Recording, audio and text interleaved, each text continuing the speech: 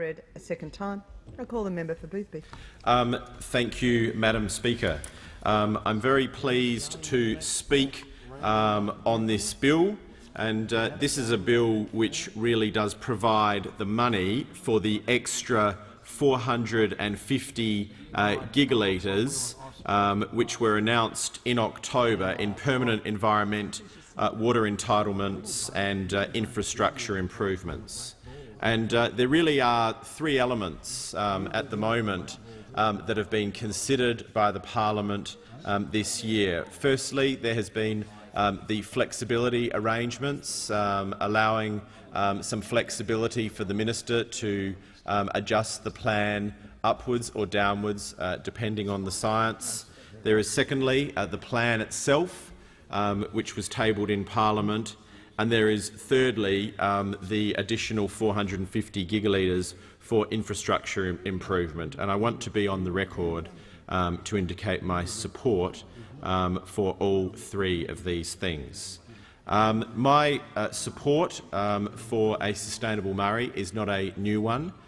It's something that I've been interested in the whole time I've been a Member of Parliament.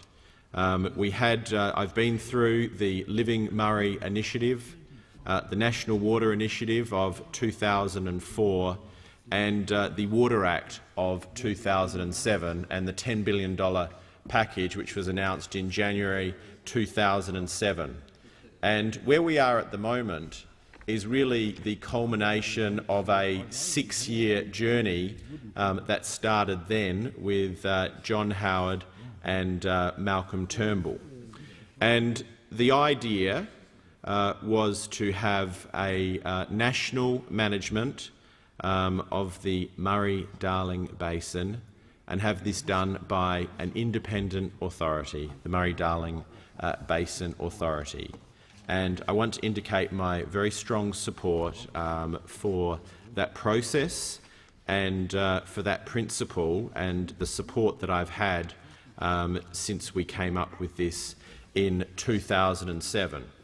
The MDBA is a new institution, and it could be thought of as like the Reserve Bank of Australia. It's taken over 100 years for the Reserve Bank to really develop as a central bank, as a bank which is clearly independent of governments.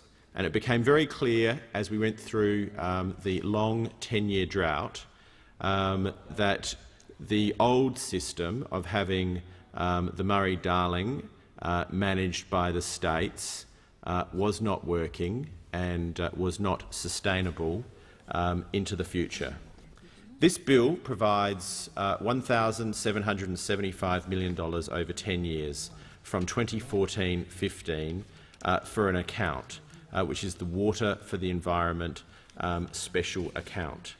And what it will be used for is infrastructure improvements, used for improving the water efficiency of infrastructure, improving infrastructure that constrains the delivery of environmental water, increasing the capacity of dams and storages, and entering into easements or agreements.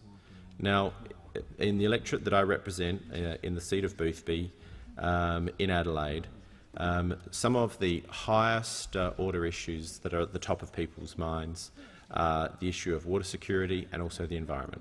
And it is true that in a drought year, Adelaide draws 90% of its drinking water from the Murray. So when the drought is on, that is something that is very much at the top of people's minds.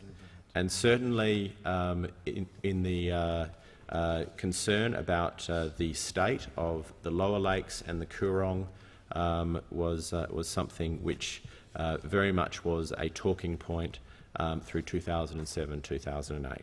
So this is really the three bits of legislation that we've been asked to consider are really, I think, the first substantial concrete steps towards national management by an independent authority. It's a principle that I've long supported, and I'm very happy to be supporting this bill in the shape that it is.